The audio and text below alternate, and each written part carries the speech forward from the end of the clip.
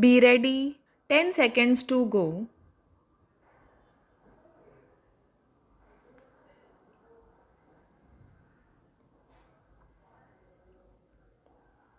Start. In our strategy of development, we want growth and greater equality. We want to prevent concentration of economic power. That is why we must help the public sector as well as the cooperative sector to grow both absolutely and in relation to the private sector.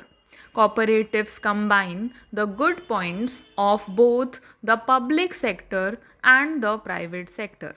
They give a voice and a sense of participation to the ordinary man.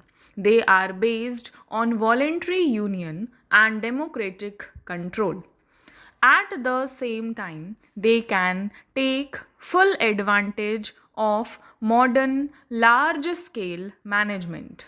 If I may say so, the cooperative way is a civilized way of working, providing as it does the means of diminishing large scale ownership by individuals and groups, but without sacrificing the advantages of big units essential for the application of modern science and technology.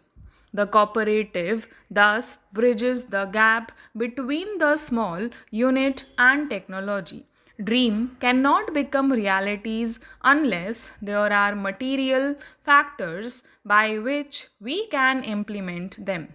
It is only through science and technology that we can supply these material conditions.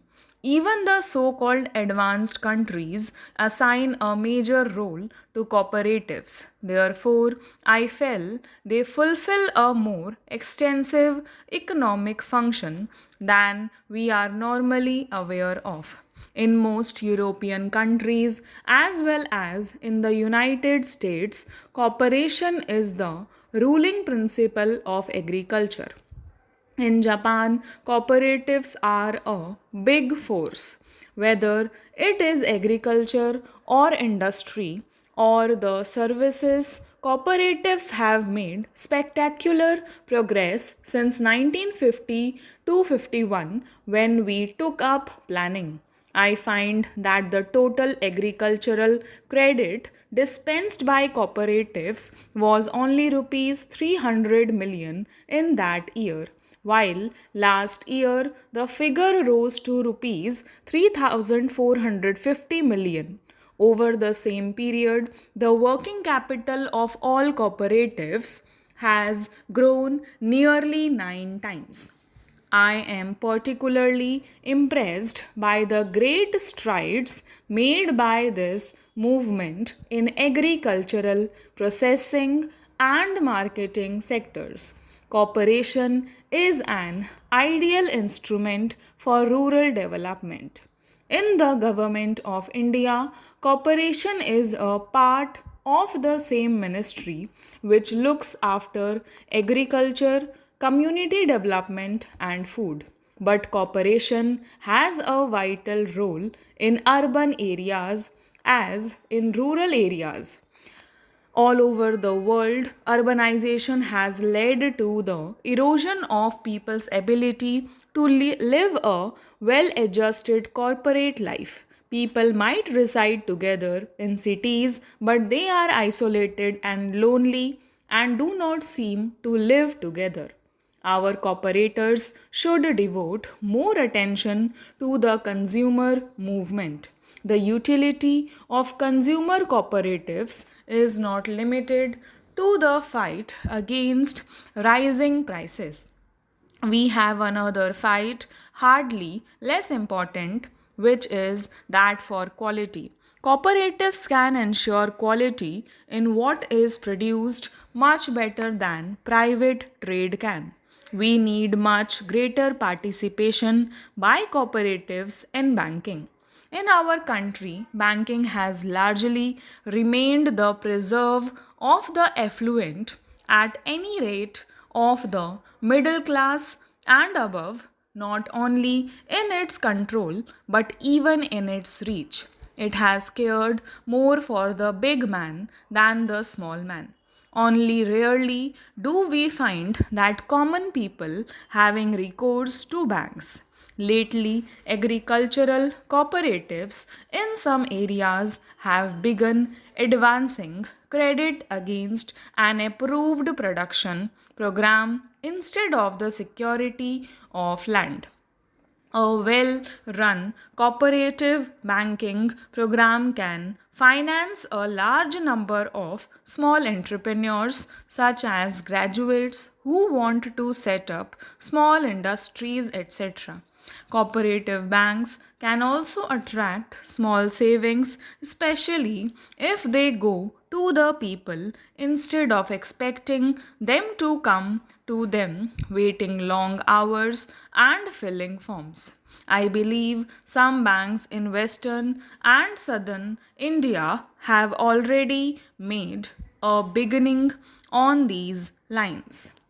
Having spoken of the cooperatives, I must also sound a note of caution.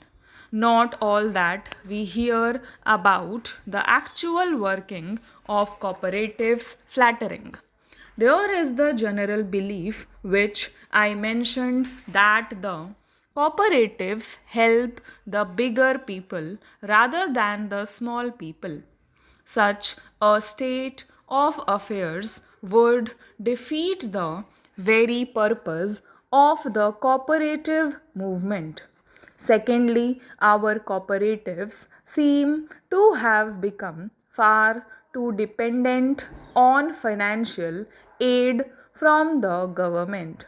This is a negation on the basis of cooperation, which is self help and self reliance.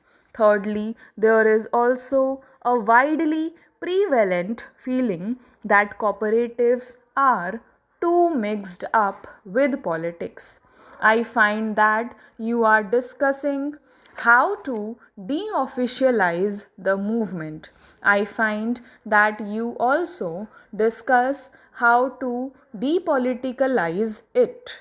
The history of the cooperative movement in India of the late 60 years shows that wherever the movement is strong, it is due to the selfless work of dedicated individuals who have steadily resisted the temptation of politics.